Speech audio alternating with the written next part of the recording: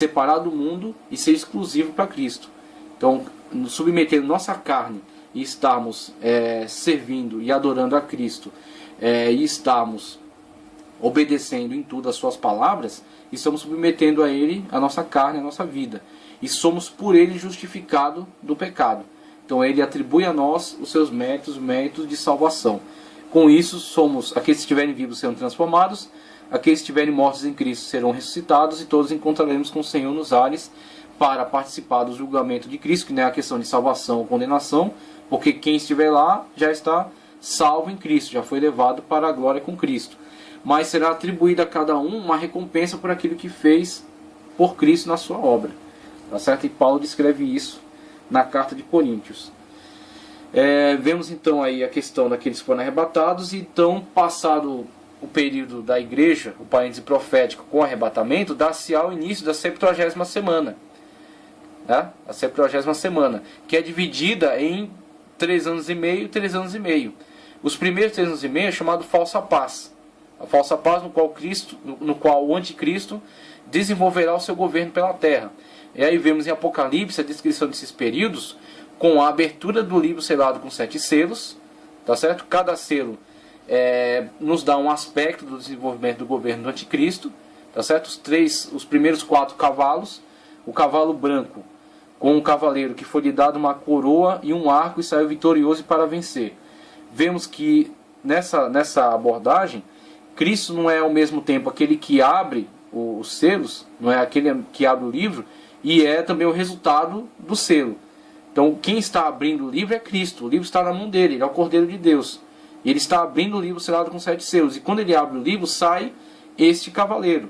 Tá certo? O primeiro selo libera a ação deste cavaleiro. O cavaleiro montado no cavalo branco foi-lhe dada uma coroa. Então veja só, a coroa de Cristo, a sua realeza, foi conquistada por ele. Ele é Rei dos Reis e Senhor dos Senhores, por causa da obra que ele realizou por nós. Não foi alguém que lhe deu isso, que lhe concedeu isso. Ele conquistou, pela sua obra na cruz do Calvário. Ele é Rei dos Reis e Senhor dos Senhores. Ele já era, sempre foi, eternidade, ele é Deus.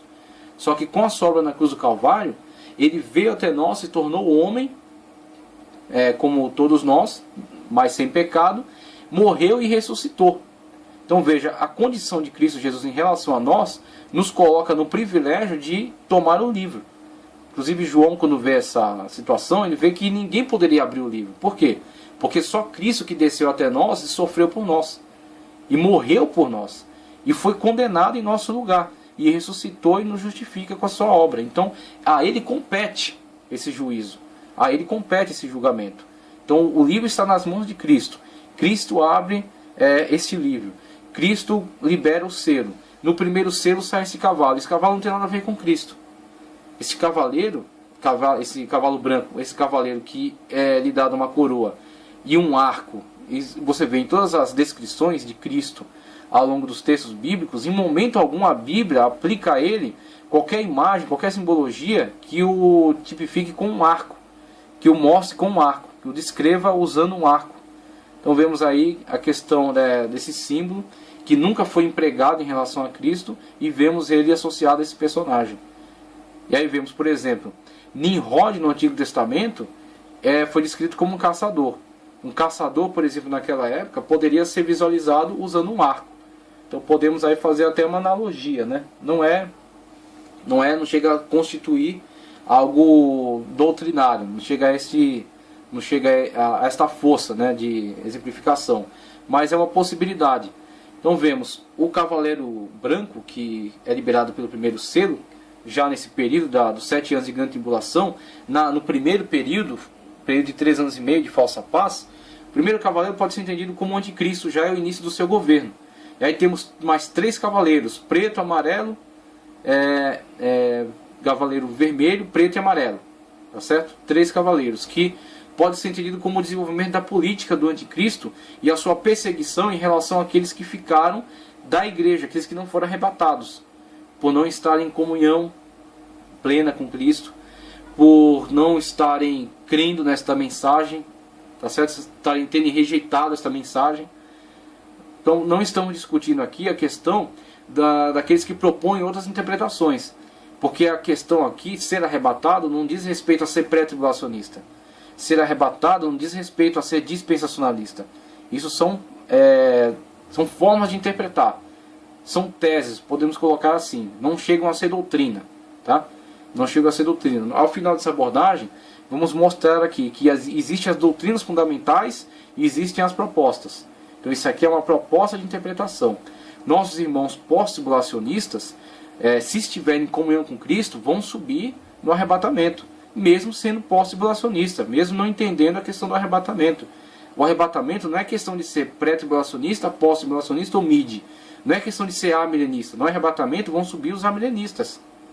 No arrebatamento vão subir os pós-milenistas. Por quê? Porque é uma questão de comunhão. Se estiver em comunhão com Cristo, se foi justificado pelos seus méritos, se está salvo na pessoa bendita de Cristo Jesus, vai subir no arrebatamento. E quando chegar lá, vai compreender plenamente toda essa questão que foi abordada pela Bíblia, pelo apóstolo Paulo. No momento, no abrir e fechar de olhos, estaremos juntamente com o Senhor nos ares. Então nossos irmãos de outras interpretações, desde que estejam em comunhão com Cristo, sobem no arrebatamento, independentemente de não entenderem dessa forma. Porque isso aqui é uma proposta de interpretação. Entendemos, a partir da leitura que fazemos do texto bíblico, que ela é a mais plausível, que ela é a que goza de mais fundamentos. Agora, outras pessoas têm outras abordagens, mas a questão do arrebatamento não está vinculada a adotar essa ou aquela escola, e sim a comunhão. Se está em comunhão com Cristo, será alcançado pelo arrebatamento, por essa graça de se encontrar com o Senhor nos ares. Quem vai ficar no arrebatamento? Quem não estiver em comunhão. Esse sim, esse vai ficar. Aquele que não está em comunhão com Cristo, aquele que não está vivendo uma vida uma vida de acordo com a palavra, né? Uma vida pautada pela palavra. Aquele que não está vivendo uma vida pautada pela palavra de Cristo não tem comunhão com Ele e não será arrebatado. Vai ficar, vai visualizar o desenvolvimento do governo do anticristo, será perseguido por ele, e no quinto selo, quando Cristo abre o quinto selo, vemos a abordagem de Apocalipse em relação a esses que serão martirizados por terem ficado. Como na parábola das 10 virgens. As 10 eram virgens. As 10 esperavam um esposo. As 10 dormiram. Só que 5 tinham azeite em reserva. O que é esse azeite em reserva? É exatamente essa comunhão íntima com Cristo. Então, eles todos conhecem essa palavra. Todos pertencem a Cristo, estão no reino dele. Só que nem todos estão em comunhão. Então, vieram, em algum momento, pode ser que as 10 estivessem em comunhão. Talvez no início as 10 estivessem em comunhão. Estivessem na expectativa. Só que não se prepararam para, no decorrer do tempo, preservar a comunhão. Então, inicia-se em comunhão, mas será que você preserva a sua comunhão até o momento exato? O Cristo pode vir a qualquer momento. Você não pode estar em comunhão para o futuro. Deixar para fazer deixar para se arrepender dos seus erros no futuro. Você não pode deixar para restabelecer a sua comunhão com Deus para o futuro. Você tem que estar em comunhão agora. Porque é a qualquer momento. Não há uma expectativa, não há uma data, não há uma previsão, não há um esquema escatológico que possa nos dar uma previsão. Vai ser daqui a 10 anos, vai ser daqui a 1 ano. De forma alguma, isso é muito arriscado. Então, a qualquer momento, ouvir-se a voz, aí vem o esposo, sair ao encontro. Aqueles que estão esperando ele agora são aqueles que têm reserva de azeite. E aqueles que têm reserva de azeite poderão ir ao encontro do esposo. Então 5 tinham azeite em reserva, estavam em comunhão. 5, apesar de serem também virgens, e apesar de também terem estado esperando o esposo, não estavam em comunhão. Por isso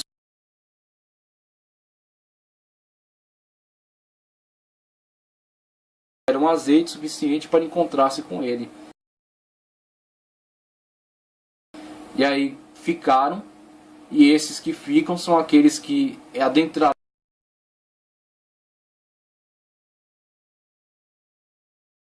pelo período de tribulação, tendo ciência daquilo que estão vivenciando.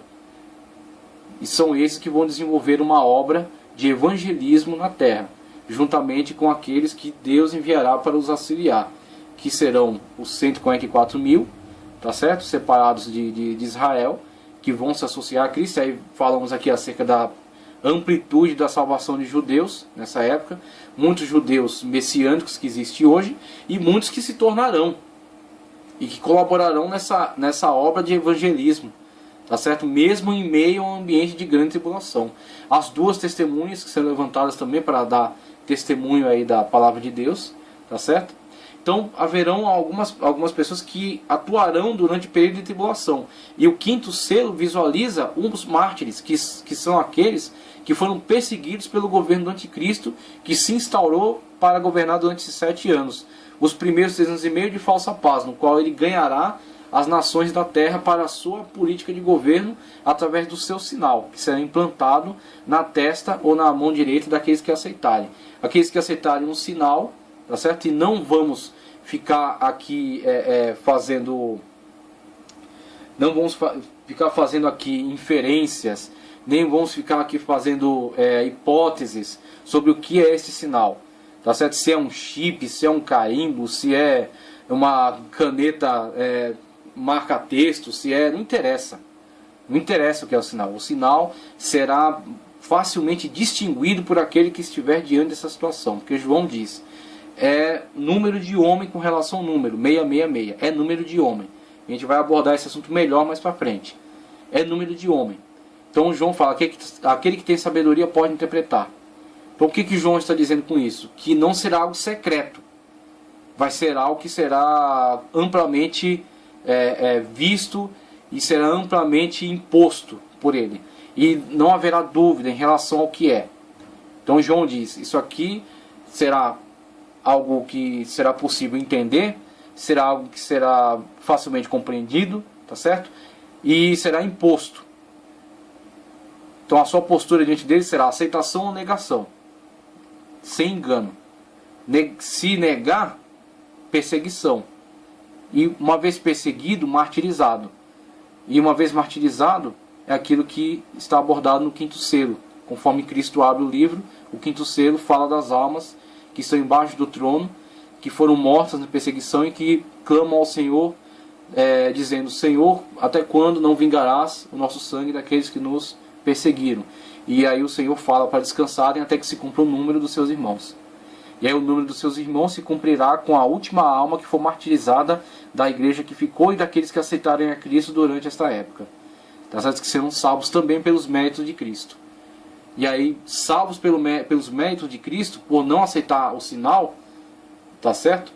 Uma vez martirizados, depois serão abordados novamente na abertura, se não me engano, do sexto selo, quando via as almas, foram-lhe dadas vestes brancas e palmas, e tinham palmas nas mãos. E cantavam ao Senhor. Então aí são a totalidade dos mártires que estarão com Cristo na glória. A igreja que está em comunhão que subiu no arrebatamento. Depois os mártires que foram perseguidos ao longo do período de tribulação. E aí o segundo período de tribulação é aquilo que chamamos a grande tribulação. A grande tribulação. Quando então serão derramadas as taças da ira de Deus. Aqui temos o livro selado com 7 selos. As 7 trombetas que serão entoadas aqui no período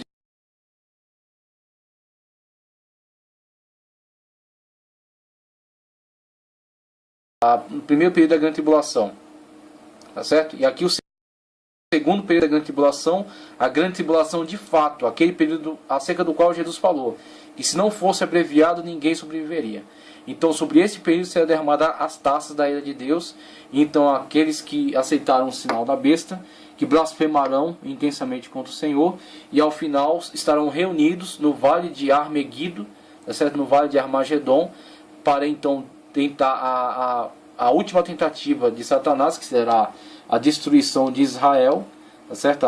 As nações que serão colocadas pela sua política numa ação de agressão contra Israel, uma tentativa desesperada dele de frustrar os planos de Deus, não podendo atacar a Deus frente a frente, ataca aqueles que são prezados por Deus, que são queridos de Deus.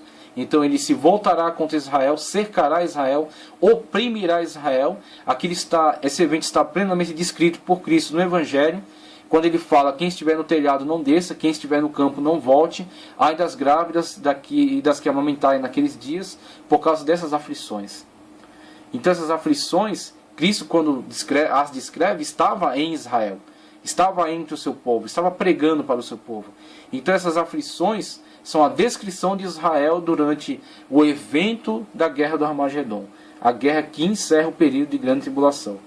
Tá certo? Então a grande tribulação será encerrada com esse período de perseguição de Israel e Cristo vindo com a igreja. Temos essa representação artística aí, né? Cristo vindo com a igreja libertar Israel desta opressão, destruindo os exércitos do anticristo, oferecendo esse banquete às aves e às bestas pés da terra, né, que serão exatamente aqueles que aceitaram o sinal e estavam neste exército mobilizados contra Israel. O falso profeta, a besta que sobe da terra, a besta que sobe do mar, lançados após isso no lago de fogo e enxofre.